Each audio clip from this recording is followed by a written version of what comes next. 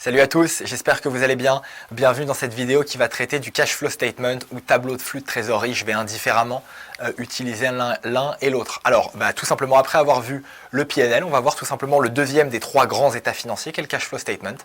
Selon le même plan, vous le voyez apparaître à l'écran. Le plan, c'est quoi? C'est que tout d'abord, on va d'abord voir ce que c'est que le cash flow statement, le définir.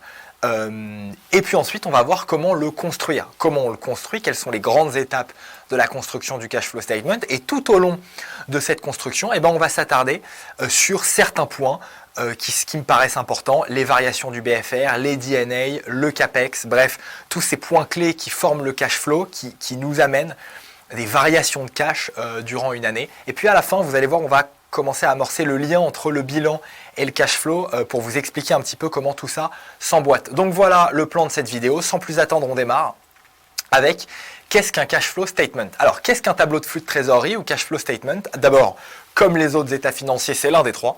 Donc, c'est l'un des trois financial statements. C'est l'un des trois états financiers. Et le cash flow statement, il rend compte des mouvements de cash, là encore, sur une période donnée. Donc, l'idée, c'est quoi? C'est on part du bilan de l'année N-1, donc de l'année précédente. On a du cash au bilan. On a un montant de cash. C'est le montant de cash que l'entreprise possède à un instant T. Et puis, au cours de la période, quelle qu'elle soit, jusqu'à une année fiscale, mais ça peut être 3 mois, ça peut être 6 mois, 9 mois, bref, sur une période donnée qui peut aller de 0 à une année fiscale, il y a des mouvements de cash. Il y a du cash qui rentre, qui sort, qui est lié aux opérations, au financement, à des acquisitions, on rembourse de la dette, on contracte les nouvelles dettes, donc on récupère du cash. Bref, il y a tout un tas d'opérations qui vont impliquer des mouvements de cash. Le cash flow statement est l'état financier qui traite, qui résume, qui analyse tous ces mouvements de cash, d'où ils viennent et comment les traiter comptablement. Et puis ensuite, ces mouvements de cash vont vers le bilan de l'année N, donc le bilan de l'année dans laquelle on est, pour donner finalement le cash à la sortie, on le verra en dernière slide. Donc en fait, le cash flow statement, qu'est-ce que c'est? C'est l'état financier qui traite des mouvements de cash au cours d'une période fiscale donnée. Alors, ce cash flow statement, il est divisé en trois, ça c'est extrêmement important de le retenir. Il est divisé en trois et cette division en trois, elle se fait sur un critère simple, d'où vient le cash? D'où vient le mouvement de cash plutôt? Parce que le cash peut être un cash outflow, il sort, je paye, ou un cash inflow, je suis payé, je reçois du cash. Mais quoi qu'il en soit, ces mouvements de cash viennent de trois catégories différentes et ces catégories, ces provenances, ces origines font ces sources de cash, divisent le cash flow statement. Il y en a trois. La première, c'est le cash flow lié aux opérations, qu'on appelle CFO, en anglais cash flow from operations. Le cash flow lié aux investissements, de l'argent qu'on investit, le CFI, et puis le cash flow lié au financement, le CFF. Alors je vous avoue que les abréviations sont assez peu utilisées en français, donc rarement en entretien on va vous dire qu'est-ce que c'est qu'un CFF. En revanche, on va vous demander, comme d'habitude, comme pour les trois états financiers, de dérouler le cash flow. Et là, à vous de dire, bon voilà, déjà le cash il se divise en trois. Le cash flow lié aux opérations, le cash flow lié au financement et le cash flow lié aux investissements dans l'ordre que vous voulez évidemment. Et tout ça, la somme de ces trois mouvements de cash donne le mouvement de cash total sur la période. Tout simplement, dérouler un cash flow, c'est s'attarder sur chacune de ces trois sources de cash, de ces trois mouvements de cash. Alors tout simplement, sans surprise, on va commencer par le cash flow lié aux opérations. Alors le cash flow lié aux opérations, quel est-il? On va le calculer tout simplement. Vous le voyez apparaître à l'écran. On commence par le résultat net. Alors le cash flow lié aux opérations, la plupart du temps, on le fait commencer au résultat net, au net income. On va voir le cas particulier où on le fait commencer à l'EBITDA, parce que en théorie, on peut le faire commencer à tous les résultats qu'on veut, pour autant qu'on récupère les bons éléments. Apprenez-le avec le net income, c'est d'abord beaucoup plus simple à comprendre et à apprendre. Et puis en plus de ça, c'est la plupart du temps ce que les gens attendent en entretien de vous, c'est de démarrer au net income parce que c'est souvent ce qu'on fait dans la pratique, dans la vie de tous les jours en M&A. Donc le cash flow lié aux opérations, il commence par le net income. On ajoute ensuite les D&A. Alors ça c'est intéressant, rappelez-vous dans la presse sur les income statement qu'on a vu ensemble, on a dit que les D&A étaient une charge qu'on décaissait.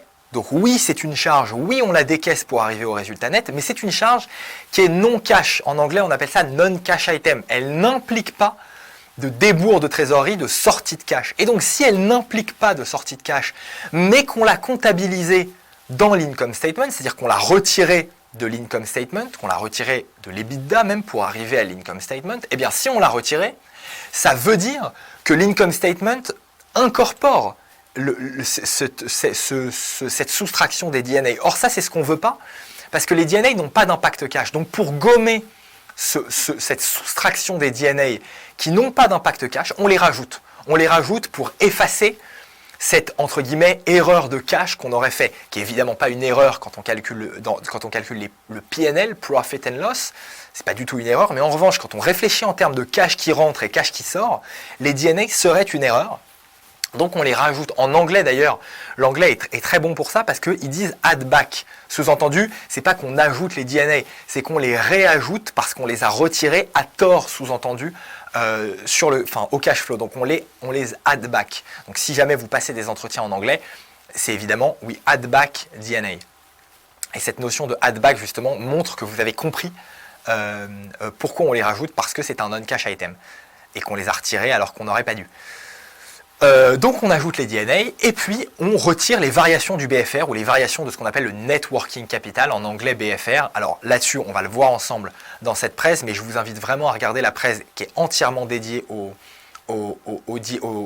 Net Working Cap, au BFR, parce qu'elle est extrêmement importante, elle est en compta niveau 2, elle est très importante cette presse parce qu'elle vous explique grosso modo, elle met la lumière sur une notion qui est assez floue, donc on va y revenir ici. Mais allez vous référer à cette presse évidemment. Donc on résume, pour avoir le cash flow from operations, qu'est-ce qui se passe? On part du net income, on ajoute les DNA, on retire les variations du BFR et on se retrouve avec le CFO, le cash flow, lié aux opérations. Alors je vous ai remis la formule CFO égale résultat net plus DNA moins delta variation du BFR. Donc voilà pour ça. Alors, le cash flow lié aux opérations, je vous le remets sur la gauche, on se fait un petit exemple pour que vous compreniez un peu avec cette histoire des plus et des moins. On part d'un net income à 100, très bien, il est ce qu'il est. On ajoute 10 de DNA parce que voilà, les dépréciations et amortissements étaient d'une valeur de 10. Très bien, donc on ajoute 10 et on retire les variations du BFR ou du Net Working Cap. Alors attention, parce que les variations du BFR peuvent tout à fait être négatives. Les variations du BFR, c'est quoi? C'est une différence entre le montant de BFR de l'année N+1 et le montant de BFR de l'année N. Donc si j'ai 20 de BFR en année N+1 et 25 de BFR en année N, j'ai 20 moins 25 de variation de BFR, j'ai donc moins 5 de variation de BFR et moins 5, ça fait plus 5. Donc c'est exactement ce que je vous remets dans l'exemple avec des chiffres différents. Dans le premier cas, on a moins 15 de variation dans le premier cas, pardon, on a moins 15 de variation de BFR, et donc faire moins 15, ça revient à faire plus 15, et dans le second cas, faire moins plus 15, puisqu'on aurait 15 de variation de BFR, c'est tout simplement faire moins 15, et là c'est des maths, hein, moins par moins ça fait plus, donc voilà, mais faites bien attention à ce double moins, on retire les variations du BFR, oui mais les variations du BFR peuvent tout à fait être négatives. Donc voilà pour ça. Un petit focus sur chacun des deux, pourquoi on ajoute les DNA et pourquoi on retire les variations du BFR. Alors d'abord, pourquoi est-ce qu'on ajoute les DNA? On ajoute les DNA pour une raison très simple, c'est que c'est un non-cash item, et donc on les ajoute comme on l'a vu. Pourquoi on se pose la question? On se pose la question, comme je l'ai dit, parce qu'il n'y a pas de sortie de cash. Donc s'il n'y a pas de sortie de cash, on rajoute les DNA comme je vous l'ai expliqué. Maintenant, ce qui m'intéresse aussi, c'est quand on les ajoute. Et quand est-ce qu'on les ajoute? Et en fait, on les ajoute en fonction de là où on démarre le cash flow from operations. Pourquoi?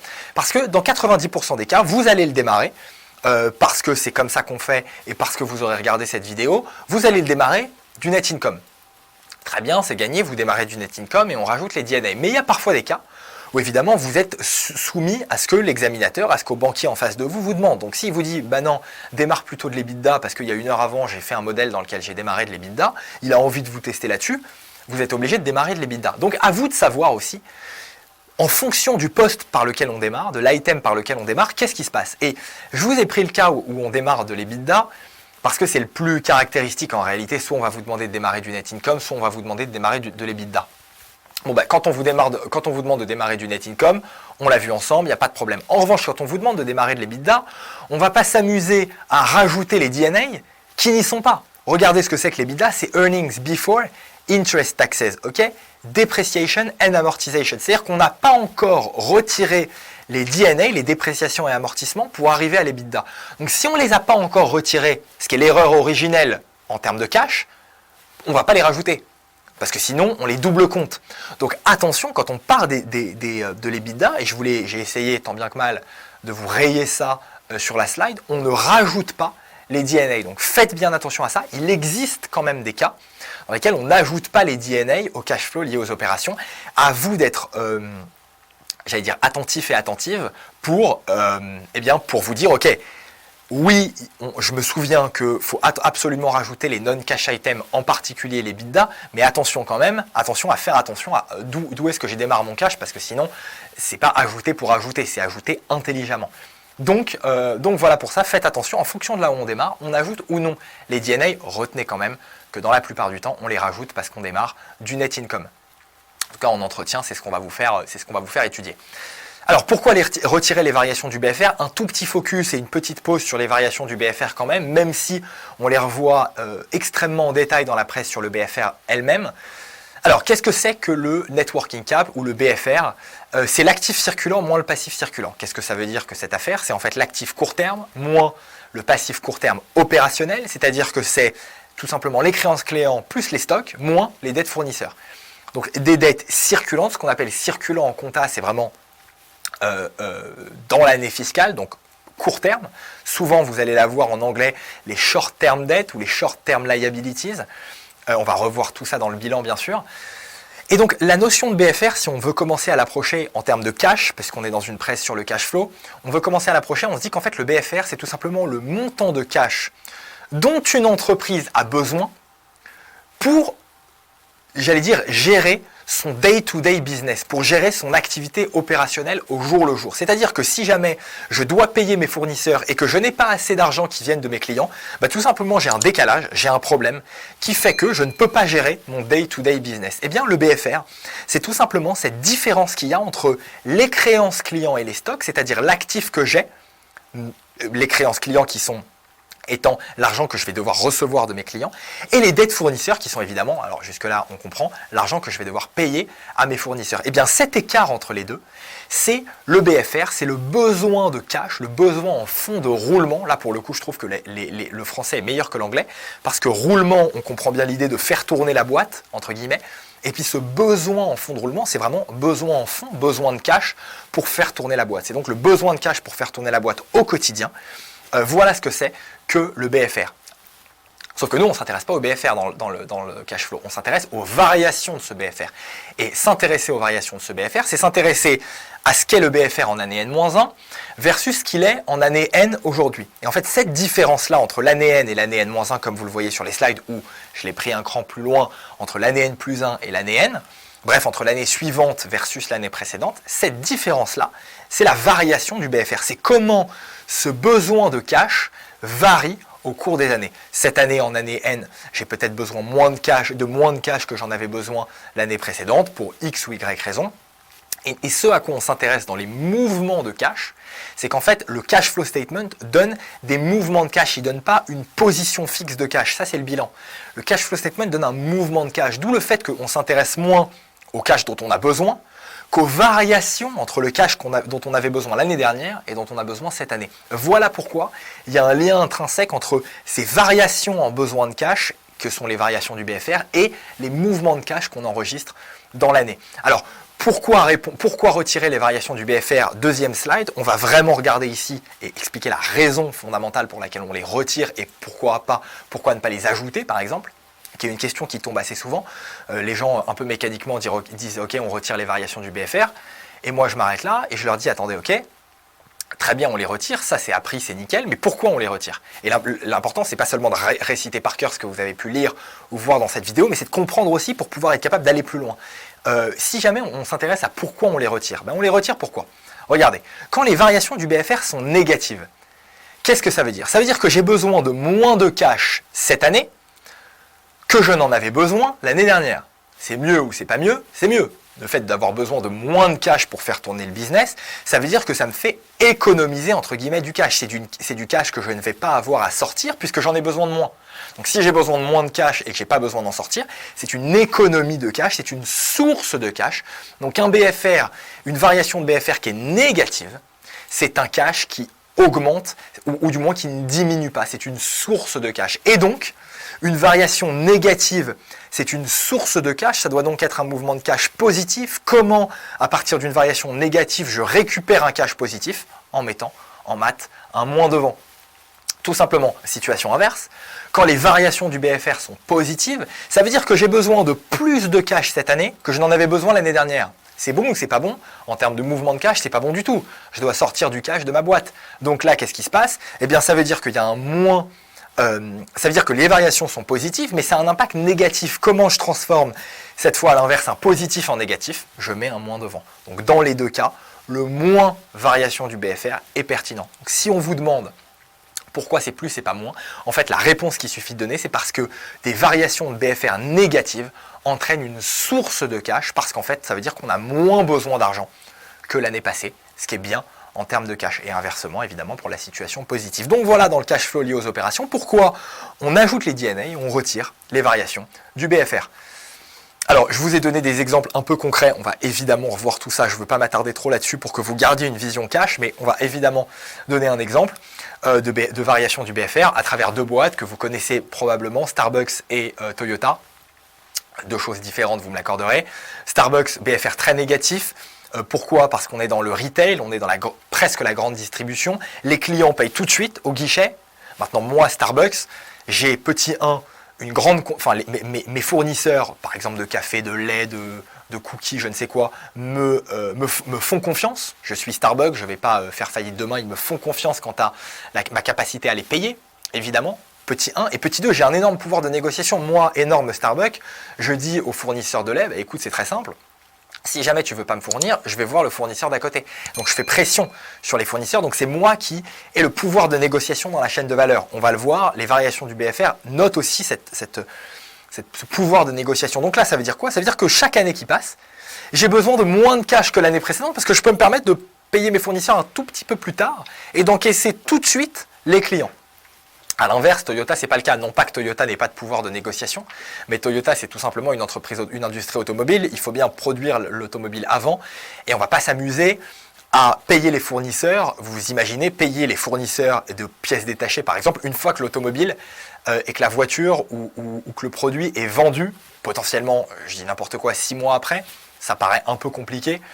Donc ils ont un BFR qui est extrêmement positif là pour le coup, et puis par ailleurs ils ont beaucoup de stocks. Évidemment il y a une énorme stock de véhicules puisque c'est des productions massives qui font évidemment monter le BFR. Donc voilà deux exemples qui peuvent vous donner un peu des situations concrètes sur des concepts un peu comptables. Alors on passe au deuxième cash flow, deuxième source de cash, le cash lié aux investissements. Alors qu'est-ce que c'est? D'abord, avant de voir ce que c'est que le cash lié aux investissements, qu'est-ce que c'est que les investissements? Les investissements, c'est quoi? Les investissements qu'on appelle en anglais Capital Expenditures ou CAPEX, pour parler comme vous le parlerez en entretien, on va vous demander de parler du CAPEX. Alors, le CAPEX, c'est quoi? Ce sont des fonds qui sont utilisés, dépensés par l'entreprise pour acquérir ou mettre à niveau ou maintenir, bref, pour maintenir, acquérir ou mettre à niveau les immobilisations corporelles. Et pourquoi je m'intéresse et j'insiste là-dessus? Parce que le CAPEX, c'est de l'argent qui est investi, les investissements c'est de l'argent qui est investi, jusque-là je ne vous apprends rien, mais il n'est investi que dans les actifs, que dans les immobilisations corporelles. Si jamais c'est de l'argent qui est dépensé, et j'utilise ce terme volontairement, dans d'autres choses que dans des actifs, que dans des immobilisations corporelles, on va appeler ça non pas du CAPEX, mais des OPEX, des coûts. En fait, on va comptabiliser ça comme des coûts. Donc si jamais c'est de l'argent qui est dépensé, pour prendre un terme générique, dans des actifs, c'est du CAPEX, c'est de l'argent qui est investi. Si c'est de l'argent qui est dépensé dans autre chose que du CAPEX, ce sont des coûts, ce sont des OPEX. Donc retenez bien ça, on va le revoir longuement dans la différence entre CAPEX et OPEX, mais quand même, c'est très important. Donc voilà, qu'est-ce que c'est qu'un investissement? C'est de l'argent qui est investi dans des immobilisations corporelles. Et en fait, c'est très simple. Qu'est-ce que c'est que le cash flow lié à l'investissement? C'est le CAPEX. Retenez ça, il n'y a pas besoin d'en dire plus. Et évidemment, c'est moins le CAPEX. Vous le voyez en encadré sur la slide, c'est moins le CAPEX. CFI égale moins le CAPEX. Pourquoi? Parce que quand j'investis 100 euros, c'est 100 euros que je sors de ma poche. C'est du cash outflow. Pas de raison que ce soit du cash inflow. Et donc, raison pour laquelle c'est de l'argent que j'ai investi. C'est donc moins le CAPEX. C'est une sortie de cash. Et vous le voyez, quand le CAPEX est négatif, quand le CAPEX diminue, c'est du cash qui rentre, ou en tout cas qui ne sort pas, donc le cash monte. Quand le CAPEX augmente, c'est évidemment du cash qui sort, raison pour laquelle le cash est négatif quand j'investis de l'argent. Quand je veux dire CAPEX qui diminue, cash qui augmente, n'allez pas penser que parce que je diminue mon CAPEX, j'ai du cash qui rentre. Attention, ce n'est pas du cash inflow. Ce que je veux dire par là, c'est plutôt de l'argent qu'on n'investit pas, donc qu'on garde pour soi. Donc quelque part, ce serait une espèce de gonflement du cash, même si évidemment le cash reste le même. Mais ce qui est important, c'est plutôt la deuxième ligne. Quand le CAPEX augmente, le cash diminue. Donc voilà, on retient ce que c'est que le CAPEX, on retient que le cash flow lié aux investissements, c'est exclusivement le CAPEX. Et on va focus sur les DNA et le CAPEX, justement. Pourquoi? Parce qu'il y a un lien étroit entre les deux. On a commencé à le voir un peu dans la presse sur l'income statement, sur le PNL. On va le voir plus en profondeur avec le lien entre les CAPEX et les DNA. Pourquoi? Il y a un lien énorme entre les deux. Pourquoi? Parce que l'un découle de l'autre. Plus j'investis donc, l'investissement. Qui dit investissement dit automatiquement actif. Qui dit actif corporel obligatoirement, donc immobilisation.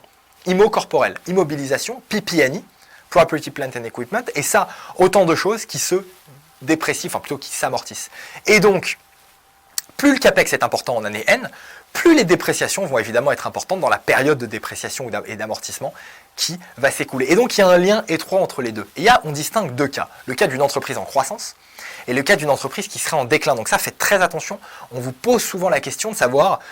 Ok, la boîte a plus de CAPEX que de DNA, qu'est-ce que ça veut dire? Elle amortit plus qu'elle investit, qu'est-ce que ça veut dire? La réponse, elle est dans cette slide.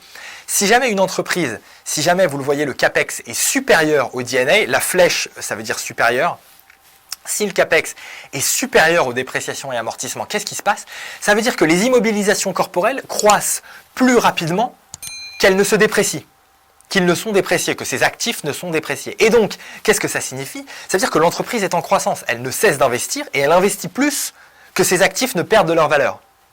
Je veux dire, en big picture, massivement. Et donc, qu'est-ce que ça veut dire? C'est-à-dire que l'entreprise est en croissance. À l'inverse, si le CAPEX est inférieur au DNA, ça veut dire que les immobilisations corporelles croissent moins rapidement qu'elles ne se déprécient. Et donc, qu'est-ce que ça veut dire concrètement? Ça veut dire que mon entreprise, elle stagne, ou en tout cas, elle n'investit plus. Alors, qu'est-ce que ça veut dire? Ça peut vouloir dire que c'est une entreprise en déclin, c'est possible. Ça peut vouloir dire que c'est une entreprise qui a, entre guillemets, fini de croître, qui a atteint un rythme de croisière qui est en fait une vache à lait, qui a trouvé son marché et qui ne cesse de croître, qui tout simplement sort des nouveaux produits bien connus chaque année. Il y en a plein dans la grande distribution, par exemple. Ça peut être une entreprise comme Nutella, par exemple, qui, chaque année, sort ses produits, est une vache à lait, vend très bien et n'a pas besoin d'investir plus que ça, quoique maintenant il y a des problématiques peut-être écologiques qui vont relancer un peu les investissements, mais pour autant, pendant 30 ans, ça a été le cas. Donc voilà pour ces entreprises pour lesquelles les DNA seraient supérieurs au CAPEX. Ça veut dire que l'entreprise n'investit pas, n'est pas en recherche de croissance. Donc voilà comment on peut répondre simplement à la lutte, entre guillemets, entre ces deux cas de figure. Donc voilà pour ça. On va maintenant parler du cash flow lié au financement et on terminera par là. Le cash flow lié au financement, quel est-il? Eh bien, on le voit, c'est toutes les modalités de financement d'une entreprise. Et tout ce qui peut se passer en termes de cash inflow ou outflow, en termes pour une entreprise, alors évidemment, je ne l'ai pas précisé tout au long de la presse, mais les moins en rouge, ça sort, les plus en vert, ça rentre. Quels sont les cash outflow? Ce qu'on va sortir, c'est les dividendes qu'on va verser. On va verser des dividendes à nos actionnaires par distribution de dividendes, c'est évidemment du cash qu'on sort. Et deuxième type de cash qu'on sort, vous le voyez en ligne 3, c'est le remboursement de la dette. Attention, je vous mets un énorme attention. Quand je parle de remboursement de dette, je parle de remboursement du principal de la dette. Je ne parle pas des intérêts. Si vous contractez une dette de 100, que vous payez un taux d'intérêt, une charge d'intérêt là-dessus, comme son nom l'indique, c'est une charge d'intérêt. Ce qui ne va rentrer que dans le cash outflow que j'appelle ici remboursement de dette. Qu'est-ce que c'est? Eh bien en fait, ce cash outflow-là, quel est-il? Il est le remboursement des 100 d'intérêt. Donc faites bien attention à ça, c'est très très important. Les charges d'intérêt ne sont pas au cash flow. Quand je vous parle de remboursement de la dette, je vous parle uniquement du principal de la dette. Quoi qu'il en soit, les deux éléments qui sortent, qui sont des cash outflow dans le cash flow lié au financement, ce sont les dividendes et c'est le remboursement du principal de la dette. Qu'est-ce qui rentre? C'est les nouvelles dettes. Quand je contracte une nouvelle dette, la banque ou toute autre organisation qui me finance par de la dette m'accorde un prêt de 100. Il y a 100 qui rentrent directement en cash. Voilà, on me donne 100 enfin on ne me les donne pas, mais on me prête 100, donc ça rentre en cash, donc c'est un cash inflow, la nouvelle dette, et puis l'augmentation de capital. On va le voir en détail dans les méthodes de Valo, mais l'augmentation de capital, de quoi il s'agit? Il s'agit tout simplement d'aller ouvrir son capital pour que de nouveaux actionnaires rentrent au capital. Oui, mais ils vont bien devoir acheter des actions, et quand ils achètent des actions, ils ne les achètent pas gratuitement, ils les achètent pour un prix, et ce prix, qui est le prix de l'action auquel les nouveaux actionnaires vont rentrer au capital de mon entreprise, ben ça va être du cash qui va rentrer tout simplement. Donc en fait, il y a quatre postes principaux qui composent le cash flow lié au financement. Les dividendes, l'augmentation de capital, ça c'est pour la partie plutôt actionnaire, pour la partie créancier. Il y a le remboursement, disons le delta de dette, qui serait la nouvelle dette moins le remboursement de la dette existante du principal, j'insiste. Et donc le cash flow, c'est la somme de tout ça. Donc on retire les dividendes, on retire le remboursement de la dette et on ajoute l'augmentation de capital et la nouvelle dette. Voilà pour le cash flow lié au financement. Et puis pour résumer un peu tout ça, qu'est-ce qui se passe? Eh bien, on voit les mouvements de cash sur la période. Les mouvements de cash sur la période, quels sont-ils? On a le cash flow lié aux opérations, plus le cash flow lié aux investissements, plus le cash flow lié au financement. Et tout ça donne le total des mouvements de cash au cours de la période. Je vous l'ai mis dans la bulle exprès. Ce sont des mouvements de cash. Ce n'est pas une position de cash. C'est-à-dire que si jamais il y a eu plus 10 de cash flow lié aux opérations, ça ne veut pas dire que j'ai 10 en cash. Ça veut dire que par rapport au cash qui était initialement présent au bilan, j'ai augmenté de 10 provenant des opérations. J'aurais pu diminuer de 50 provenant des investissements. Et donc, tout ça, je vous le résume ici. Qu'est-ce que c'est que le cash total au bilan? On part du cash de départ, qui est une position de cash, qui est en fait le cash au bilan de l'année précédente, de l'année N-1. C'est le sens de mon N-1. On y ajoute le petit 2, qui est en fait directement le bilan de la slide précédente, qui est en fait le total des mouvements de cash que vous voyez là. Et ça donne le cash total au départ, plus les variations du cash et les mouvements de cash. Et ça donne le cash qui sera présent au bilan de la dernière année. Donc vous commencez déjà à voir un premier lien extrêmement important entre le cash flow statement et le bilan, pour lequel, pour reconstruire, pour arriver au bilan de l'année N-1, de l'année N, pardon, en termes de cash, on a besoin des mouvements de cash au cash flow de l'année N, mais on a également besoin du cash flow de l'année précédente, parce qu'on a besoin de savoir à la fois les mouvements et la position de l'année précédente. Donc retenez bien ça, parce que dans la presse dans laquelle on va faire le lien entre les différents états financiers, évidemment, ce sera un point qui va être essentiel. Voilà pour cette presse. N'hésitez pas si vous avez des questions. Et puis j'espère que tout est clair pour ce cash flow statement. On va se retrouver juste après pour parler du bilan financier et du reste des liens entre le bilan financier et les autres états financiers. Je vous embrasse et je vous dis à très très vite pour la suite des vidéos. Bye bye.